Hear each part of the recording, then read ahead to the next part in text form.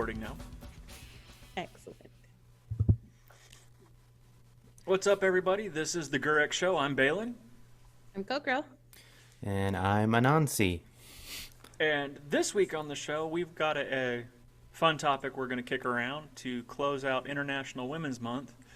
Let's talk about badass female fictional characters, superheroes, Star Wars, etc. So, in honor of that topic, Kok'ro, you go. Thanks. Many options out there. I told him he was getting close. Lots of options. I think if we stick to the initial Star Wars, gotta go with Princess Leia. She's the OG. And for newer characters, I really am super drawn to Ahsoka. Very much so. I love her story. I love that we get to see her growth from when she was little to when she's complete badass, and now we get to see her in live action. How cool is that? I just love everything about her. Like, you really get to know her, and I really appreciate that over the whole series. Definitely agree with that, because I remember her debut in the animated movie, and at that time I'm in that mid range of Star Wars fandoms. I grew up with the original trilogy. The sequels came out when I was in my 20s, and the prequels came out in my 20s. The sequels came out in my 40s. So I'm one of those that any Star Wars is better than no Star Wars. But back to the actual point of Ahsoka, when she first debuted, I was like, what the bleeps? I was not a big fan at the beginning. I was like, who is this? Why is she supposed to be important? Why are they thrusting this upon me? At the time, I'm also, okay, how are they going to wrap this up? Because she's never been seen again. So in any of the movies, they got to wrap it up somehow. But as the series progressed, I became more invested in her as a character. And she rapidly became my favorite character on Clone Wars. And I am not going to lie, I squeed when she came walking down that ladder in Rebels. I was like... And can we talk about the amazing scene in season 2 of The Mandalorian where it's all dark, there's fog, there's mist, and then you see those two white blades extend, and I lost it. That was the coolest thing. Oh yeah. She's one of those. I mean, the big difference between her character and any other character you have in Star Wars is that you kind of watch her grow up and develop, and you get to see who she is as a person and what builds her character. And I can't think of anybody that even comes close. I mean, you get a little bit of it with Anakin, but nothing like seeing her go from a wide-eyed kid to she's not grizzled, but an experienced woman who's been through war and still has managed to maintain her personhood since she's not a human. But you know what I mean. So I mean, she's a fantastic character. I mean, I feel sorry to take over here, no, by all means. But I feel like what we got with her is what we were missing with Anakin. Yeah, like I agree. We jumped him so far that we didn't get to see him grow up. Not really. Like, we saw him at 9, we see him at 19. That's 10 years that we missed. There's a lot of story, a lot of development. I wanted to see how Palpatine was kind of poking and pulling strings to like shift his way of thinking. Well, not only do we get him from 9 to 19, and that's what we get, but we get him straight at creepy 19. You haven't changed since your dreams. Ooh. Red flags. Yeah. Red flags. Back. Whereas with her, like you said, we got to watch her from her initial debut become a woman, from being a child to becoming a woman. And despite everything, being through war, being through the betrayal of her best friend and Barasafi, to the having the council turn their back on her, the only person that really stood up for her was Anakin. She leaves the Jedi Order, and she still maintains that do the right thing because Yeah. it's the right thing to do, not because I'm gonna get. She's more Jedi than any of the Jedi, Oh yeah, agreed. and so yeah, And I nobody definitely had her back. newer character. She is definitely in that top spot for me. So Yeah. hell of a choice. Me too. I would I say love that a Ahsoka. close second, amazing character is Dr. Afra.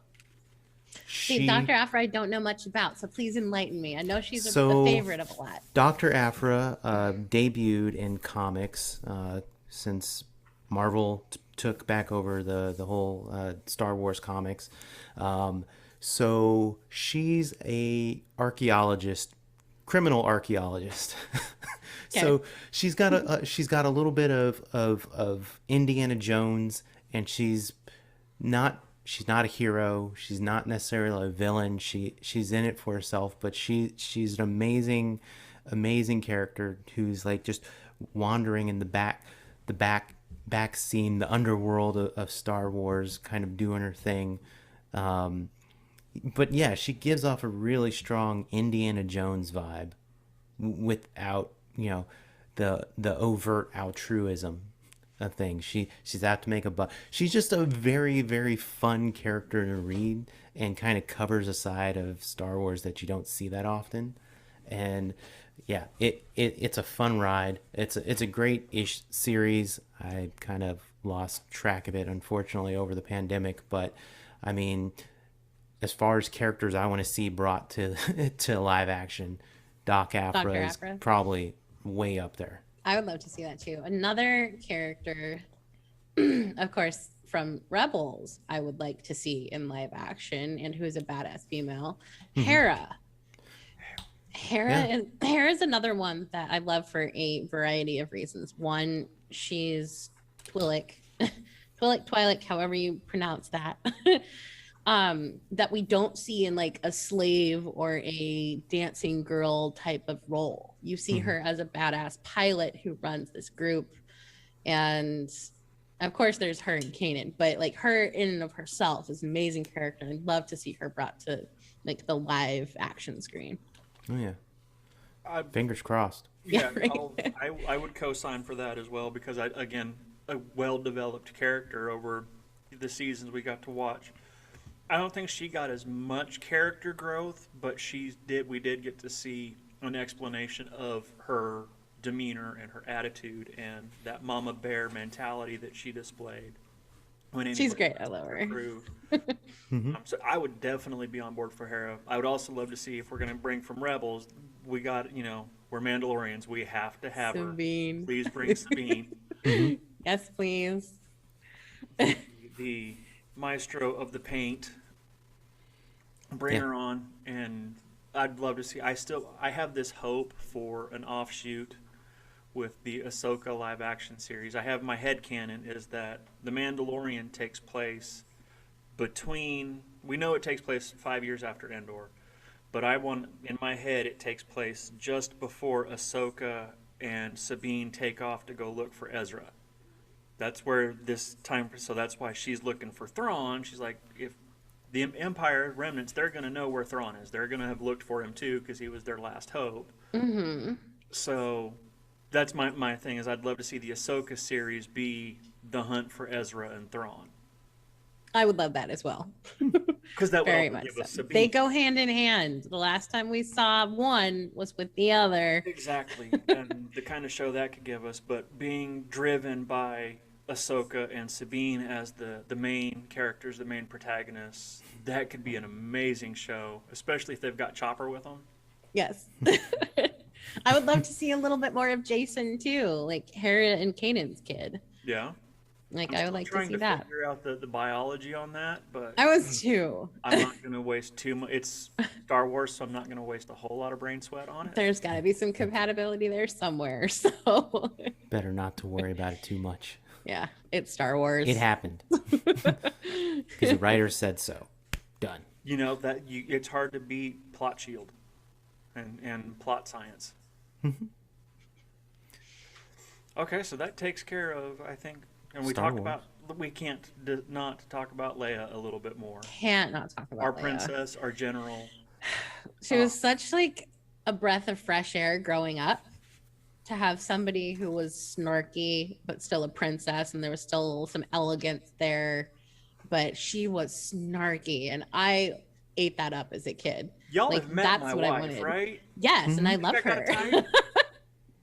You do have a type. Yeah, so snarky, but with some grace, but will make you feel about that big, that fast.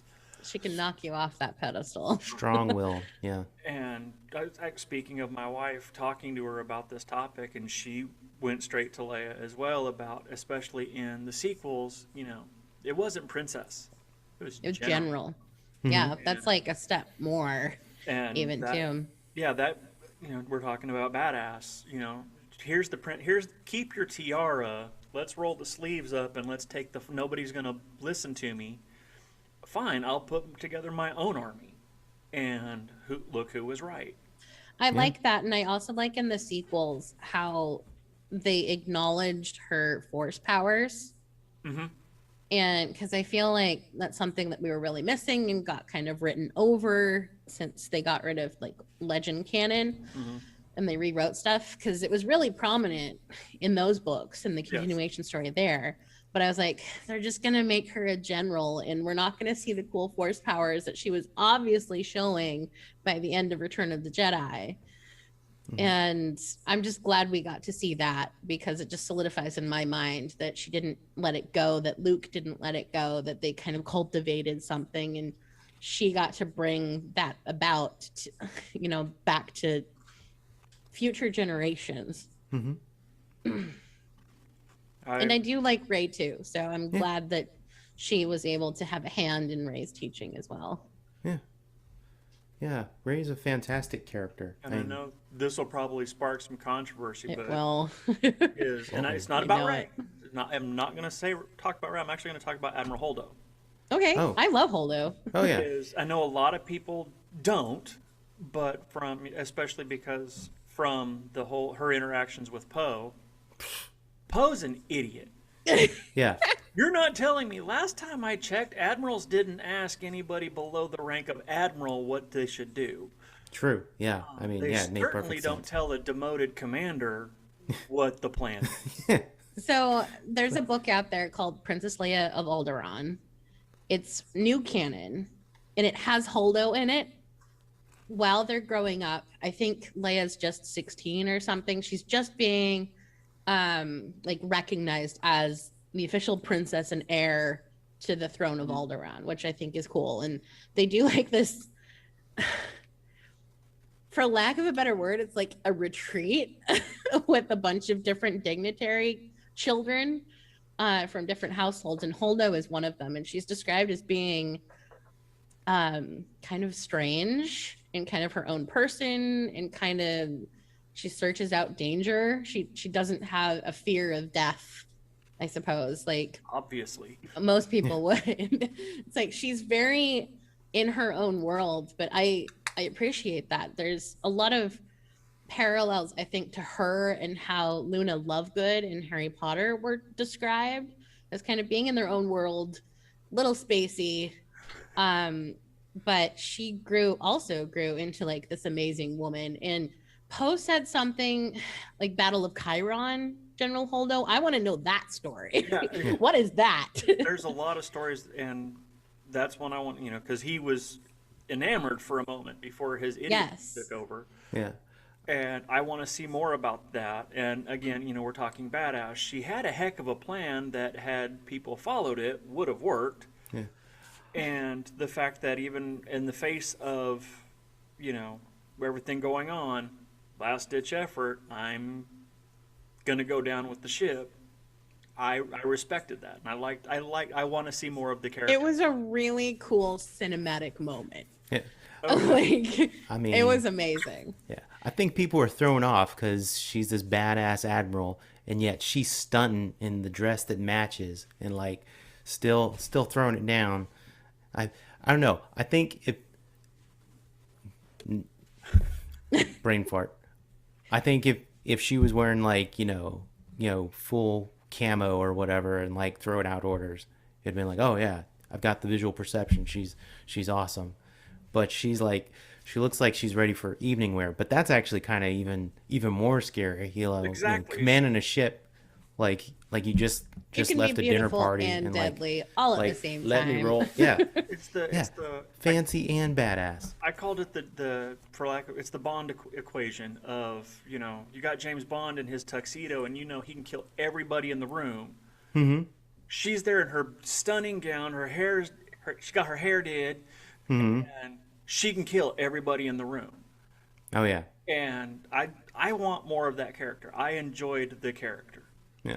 She was probably one of my favorites in that particular episode of Star Wars. That's me. Yep.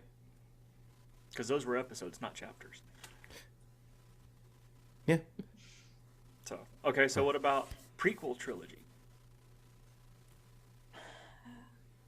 I don't like Padme as much, I think, as some people do. I really Yeah, I'm liked out. Zam Wessel. Like, I thought she was an interesting The character. bounty hunter. Yeah, bounty hunter changeling.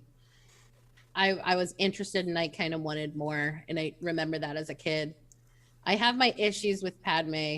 Yes, she's pretty, and I think the Clone Wars do a lot to bring more humanity to her and Mm-hmm. more interesting background to her. So Oh I do yeah. appreciate her after the Clone Wars series. And see, I liked her even less after the Clone Wars. Really?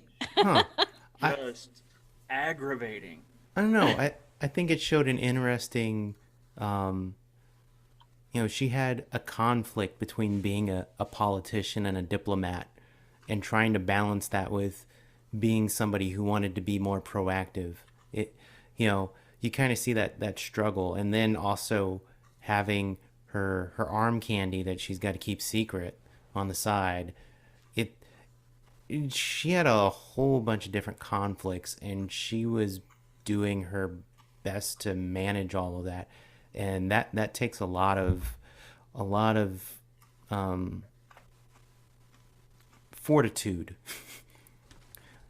I guess, to be able to manage that and be able to accomplish everything that she accomplished during the Clone Wars. And then So to die of. I give her flowers for that.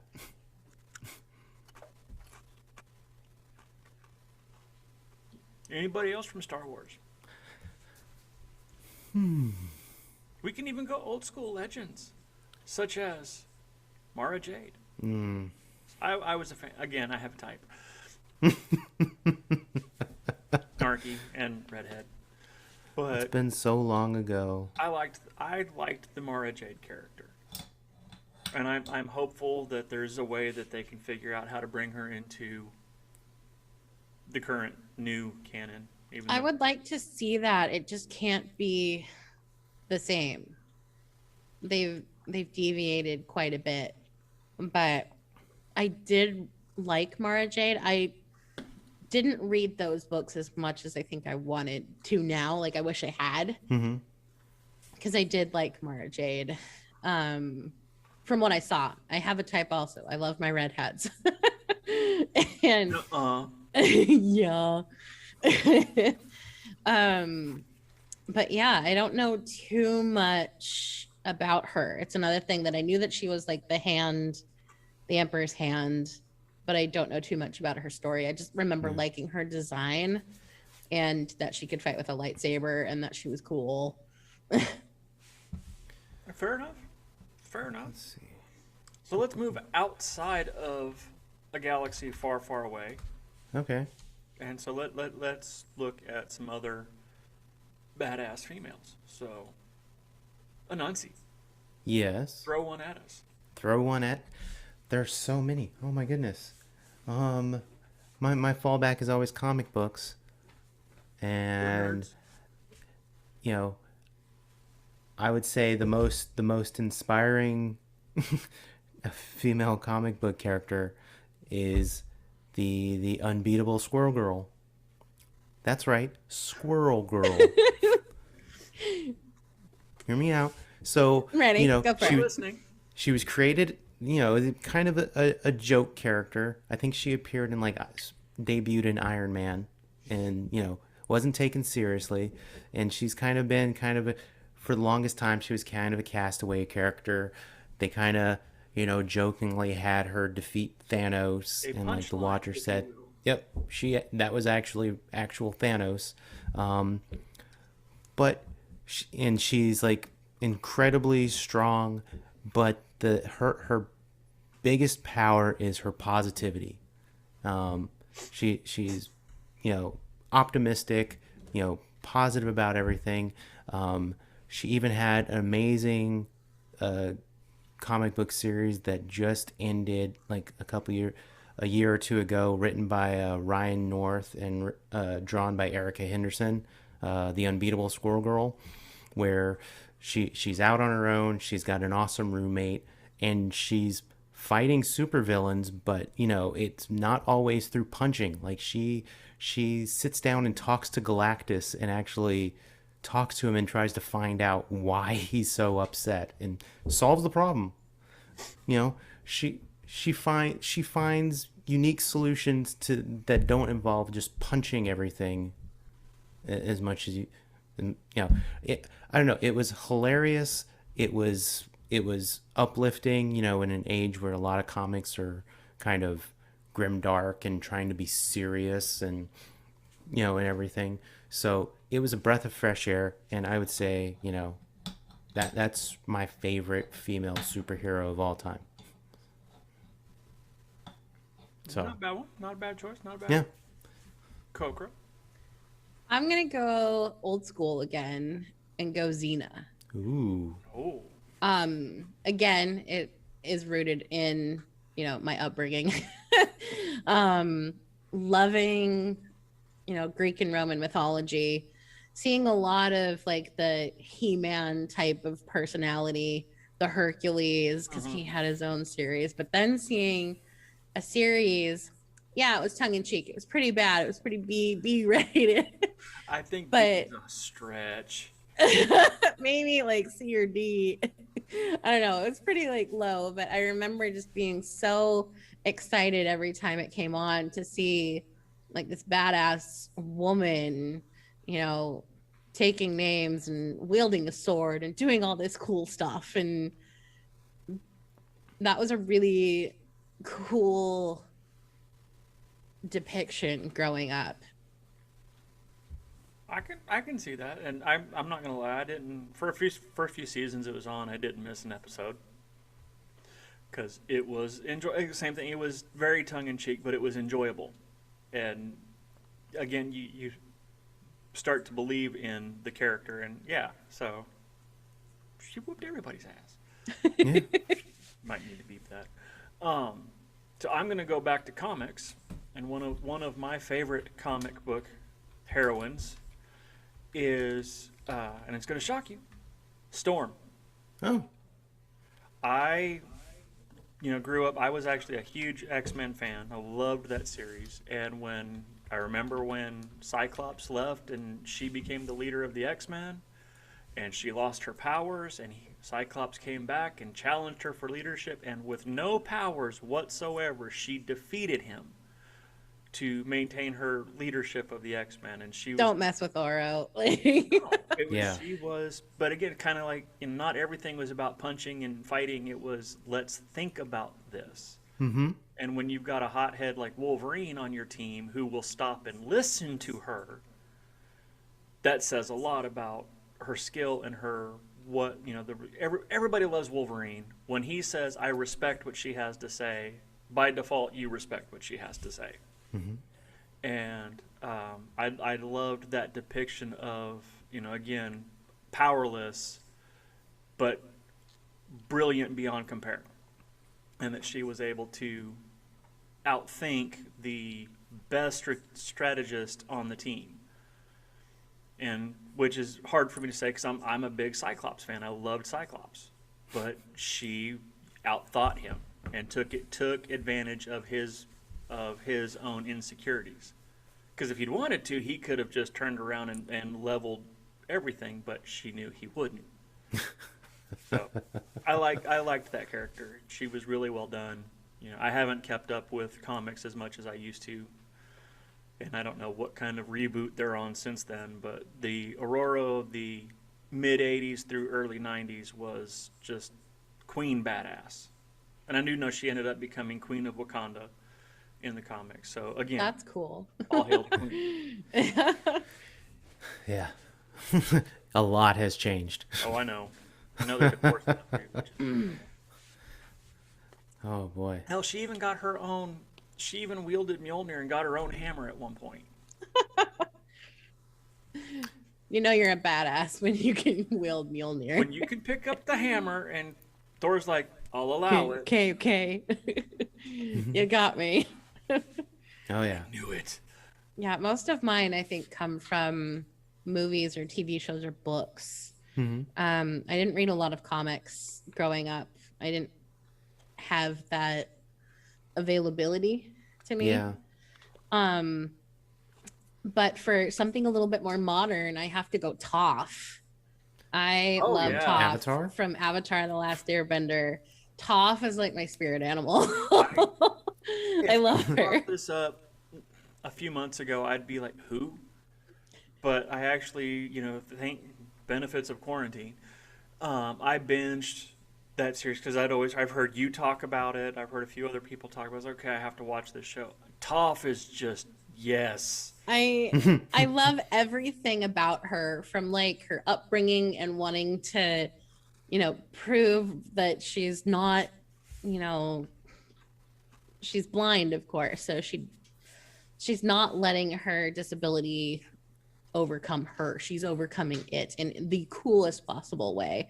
Like Toph is the mother of metal bending. She's a little crude. She's rough and tumble. She's small, and she's a powerhouse. And I love that about her. And And never gives up.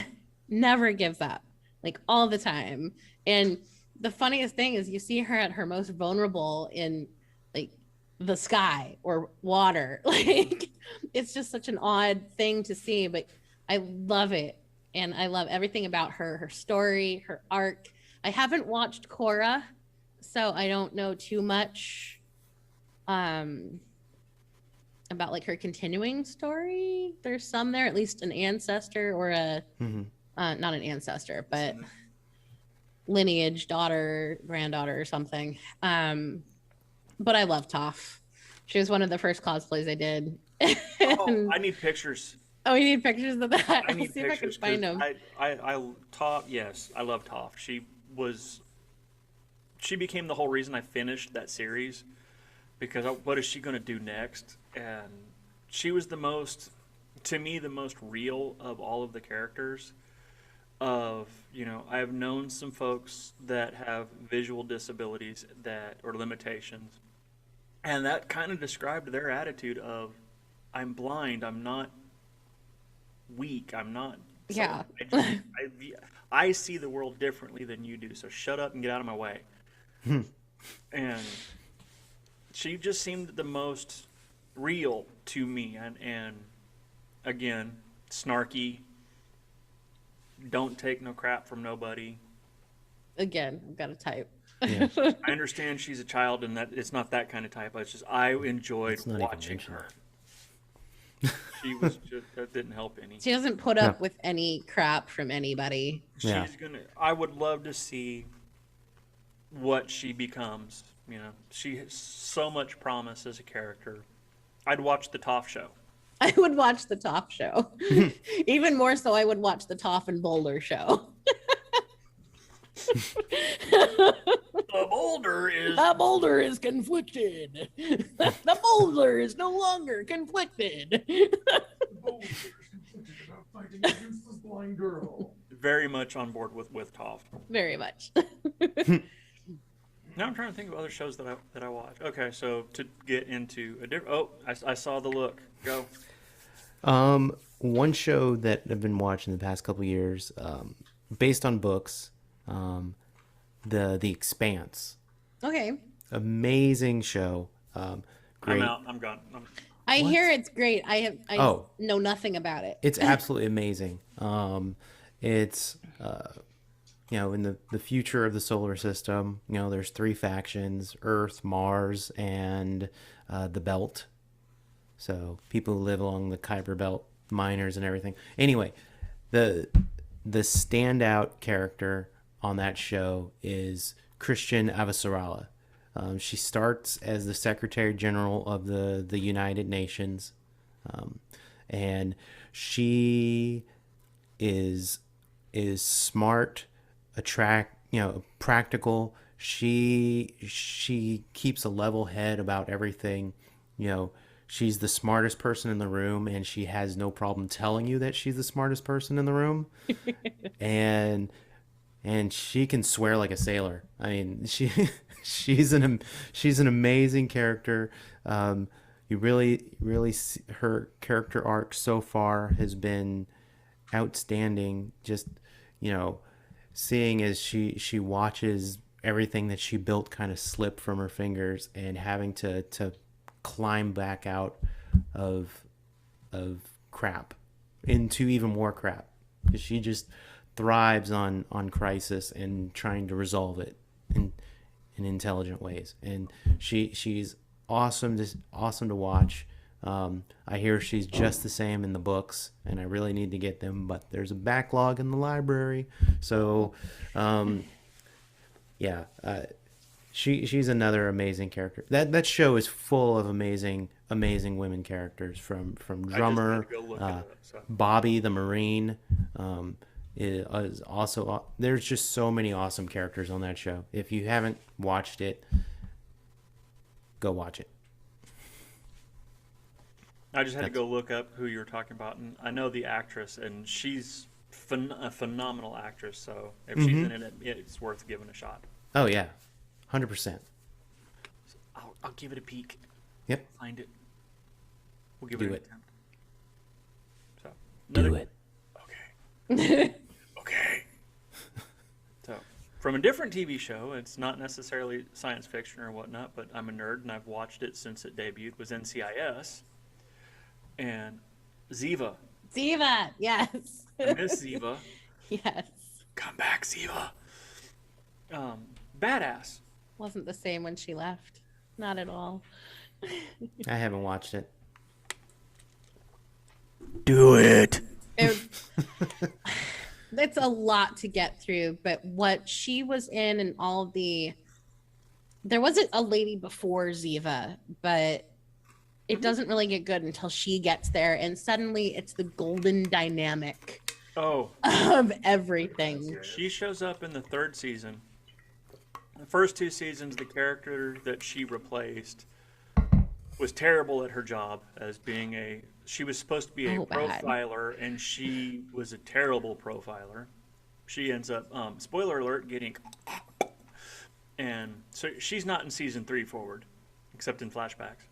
And they bring in Ziva, who is she is Israeli Mossad, and she becomes a liaison officer between Mossad and NCIS, and eventually becomes an NCIS agent. But the dynamic that she has with all of the other characters, it's this beautiful dynamic between all of them. And she was kind of, I don't want to say she was the glue that held them all together, but she was a significant part of that glue. Her attitude and how she interacted with everybody, and again, she was the one they'd have to stop from breaking people's arms. I miss Ziva. It's true. Others. I really like Evie from The Mummy. Oh. The first two. There isn't a third one. That one doesn't exist. I'll allow it. But I really loved her 5 minutes of the third one and turned it off. No, just don't. No. But that's another one that's very, she seems well read and she's really smart, but there's something kind of spunky about her. And then she just gets like progressively, I really like 1 and 2. 1 and 2 are like the best 2 movies for me. They're fun. And I just love how she gets more and more interesting. She's a little more badass, of course, since we're talking about badass women. But we should have put a counter to see in how the many first times we one. actually said badass. tick, tick, tick. Bleep.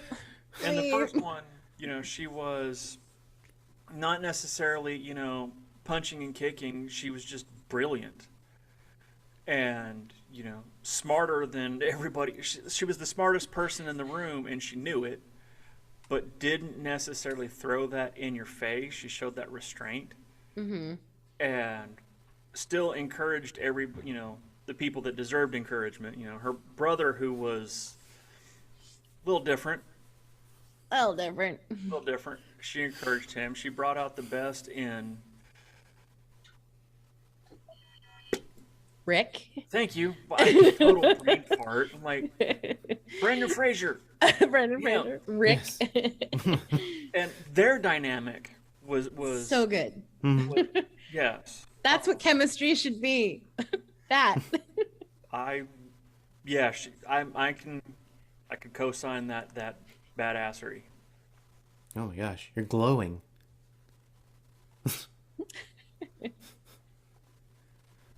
So, while we have a little bit of a lull, Yes. Oh, I want to take an opportunity to talk about some more of the Good Merc Work. Ooh. So, for this week's Merc Work, I want to highlight 2 children's hospitals. Yeah. The first is going to be Mary Brit. What? I'm going to give you the ability to share your screen if you want. No, I don't need to share my screen. Okay, well then never mind. You can edit this and this out. No, don't share the screen. So, no. Yeah. So, as I was saying, that's right. Two children's hospitals. 2 children's hospitals. The first is Mary Bridge, located in beautiful Tacoma, Washington. Since their start back in 1955, their mission has been to provide the best in pediatric care for children in the South Sound, including a state-of-the-art pediatric trauma center. While they don't have any upcoming events, they did just recently announce that they're getting their very own facility. They've been kind of co-located with Multicare, sharing the building. So they're getting their own. The construction starts this year and should be finished by 2024. So Mary Bridge is always looking for support from the community, whether it be toys and books or volunteer time. Of course, always cash donations help, but they're always looking for some sort of help. So you can find out more if you have the opportunity to give. Please give. Go to marybridge.org/about/giving. The second one I want to talk about is the Shriners Hospital, located in Spokane, Washington. So you may have heard of the Shriners Hospital. They're a network of hospitals nationwide, whose mission is again to provide the best in medical care, specifically for children. Our Shriners Hospital in Spokane is focused on orthopedic care. So they handle all kinds, sports injuries, those that require longer term care and surgery, and they even include rehabilitation. And they've been doing this for 90 years in Spokane. So they've been at it a long time. And the best part is they handle all these services regardless of a family's ability to pay. So they're doing amazing work out there. And of course, they're always looking for fundraisers as well. They're looking for volunteers, and they don't have any events coming up. But if you are interested, if you're in Eastern Washington or Idaho or Canada or Oregon, and you would like to help, you can visit shrinershospitalforchildren.org/Spokane/ways-to-give. And I'm going to put the addresses on the screen down below. So, and I'm going to put it in the description. So that's who I wanted to talk about this week. When you have time, please help out when you can. And that's this week's Merc Work. Woohoo! Yay! Merc Work. Yes. I'm going to have to put a Merc Work. The more you know. Yeah, exactly. I might do that, except it might be copyrighted.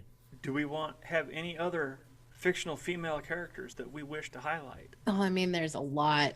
Yeah, we could be here all There's a evening. lot. That's why I said highlight, not all. We can't cover all of them. Hmm. I mean, I like Merida from Brave. There's a book series that I need to get back into.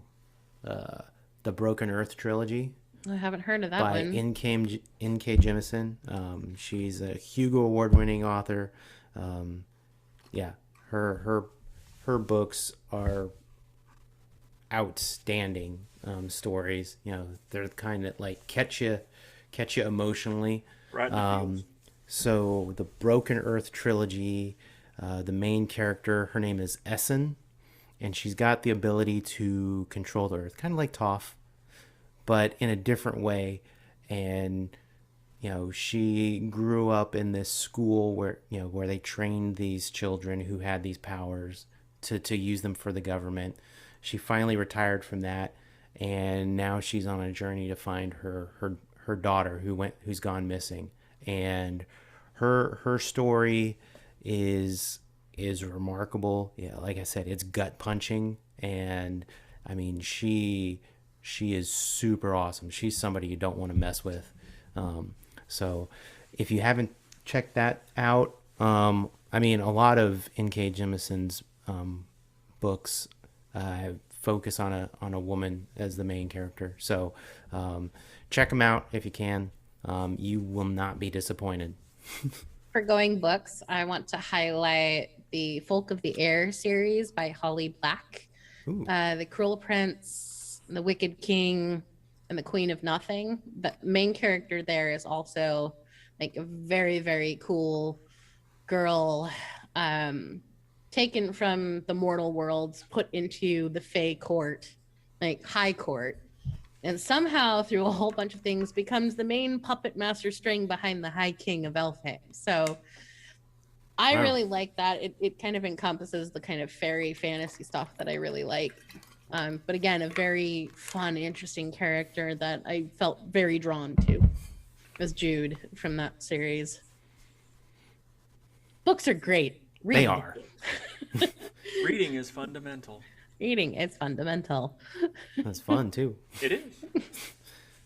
I can't figure out a cheaper way to get lost in a different world and become someone else. And it'll last so much longer than a movie. And you That's can true. always go back and reread it. And I mean, I've got a series of books I've been reading since I was 13 years old, and every time I read it, I find something new. One day Which you'll one's that? finish. I believe in you. One day I'll finish. Be Dick Run. Epic females. See Jane push Dick down the hill. She's tired of his crap. Yeah. She wants pockets. Pockets. We all just want pockets. That's the end game. Yeah. Pockets in everything. Everything. So I do feel that, you know, there is another fictional character that I think we should address. I've enjoyed the character. I think everybody has, and that's Wonder Woman. Huh? Yeah, we go back. Hasn't always necessarily been portrayed as epically as she should have been, but figuring when she was created, the fact that she was given a seat at the table, you know, in the 40s when women were not viewed as anywhere even close to equal, and she had a seat at the table with the Justice League, and she is now one of the power trinity of DC Comics. Yes. You know, that, and you look at the most successful of the movies for DC, it was Wonder Woman. And I haven't seen the Snyder cut of the Justice League, but of everything prior to that, Wonder Woman's the only one that I actually could enjoy. And I think a lot of that has to do, in my opinion, with her portrayal in that. But a hell of a character. And she kind of is honestly one that paved the way for a lot of what we now know in epic female portrayal in the fictional world. I can understand that. I also want to highlight Uhura from Star Trek. Hell yeah. Yeah. We'll cross our genres here, or not genres, but our fandoms. Yes. It's the 21st century. It's okay to like both.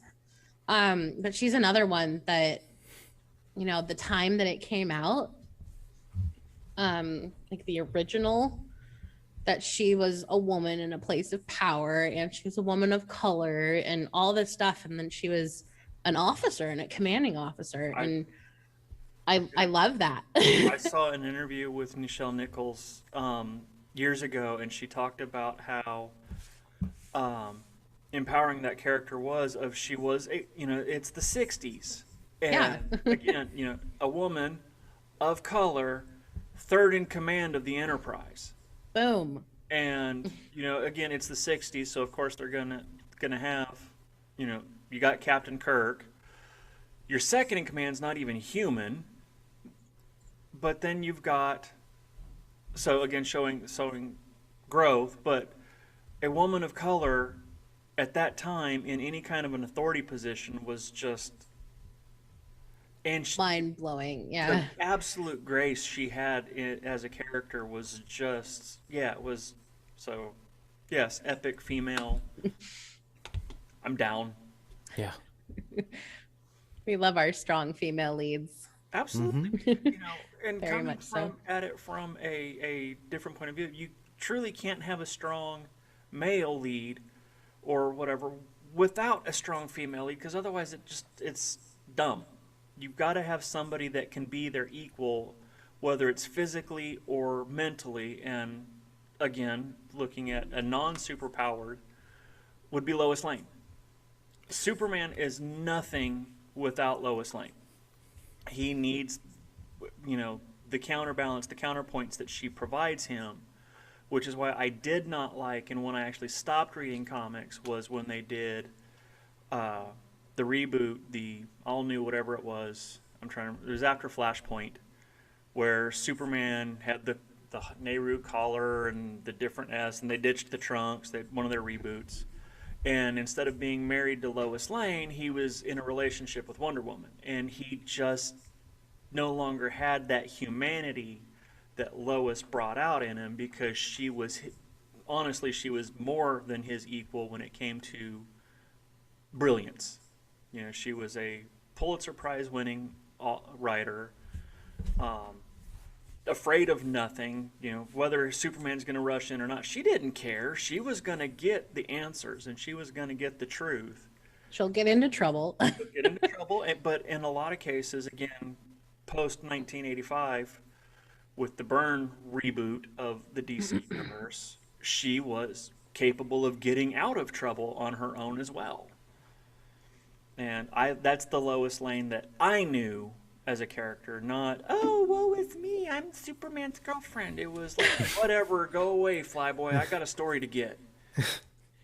And that's the Lois that we still have in comics now, because they realized that was a good Lois to have. She brought out the best. It was, especially when it comes to Superman, you need that humanity to draw him back. Yes, he had the upbringing, but Endgame is he's not. He's just not human. And Wonder Woman, same kind of thing. I mean, she was raised as an Amazon. She doesn't have that humanity to ground her. Like, she is a complete badass and I love her to death, but in pairing with Superman, it just doesn't work because they're both kind of above it. Exactly. And that was the, you know, again, Superman fan. I liked that more grounded approach, and he doesn't have that without Lois Lane. And that she just keeps him real. But at the same time, he brings out the best in her.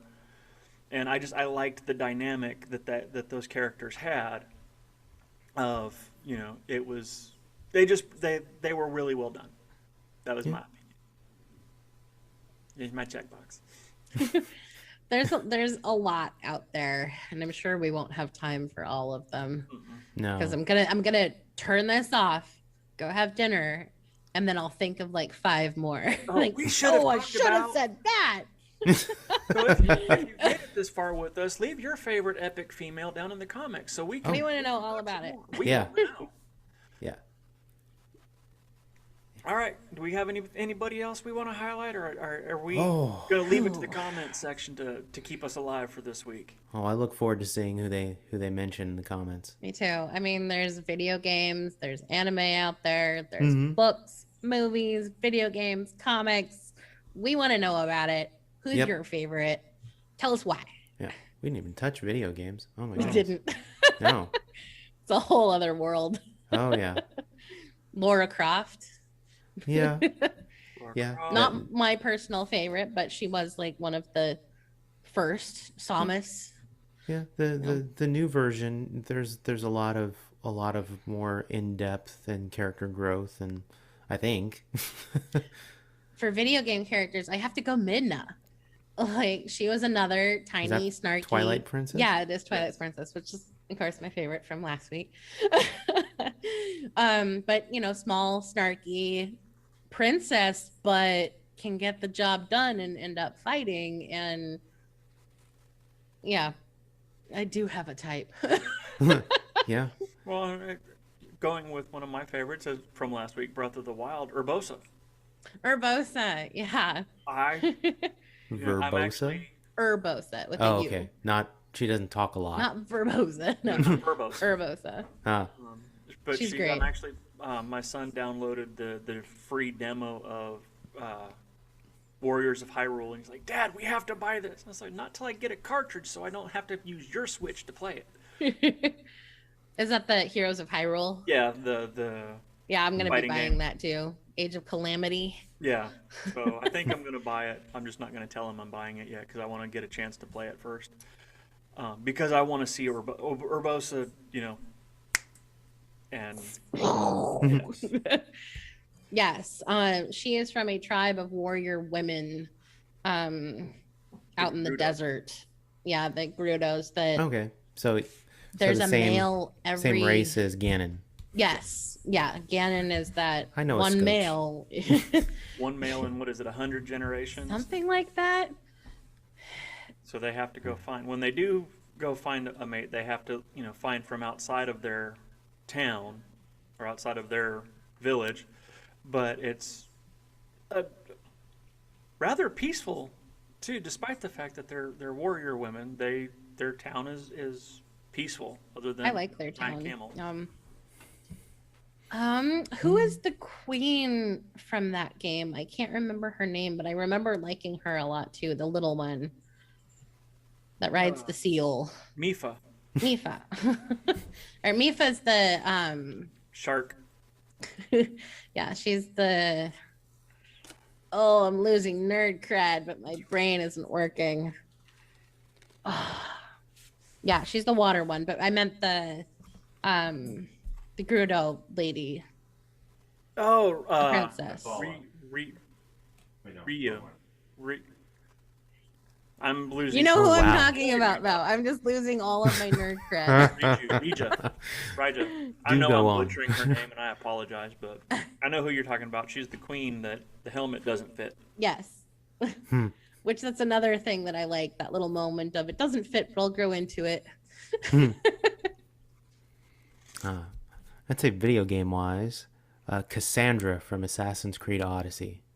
I mean, granted, in the game you have the choice between playing Alexios or Cassandra, and Yes. I'm gonna go with Cassandra every time. She was fun. Yeah, it's just fun to play.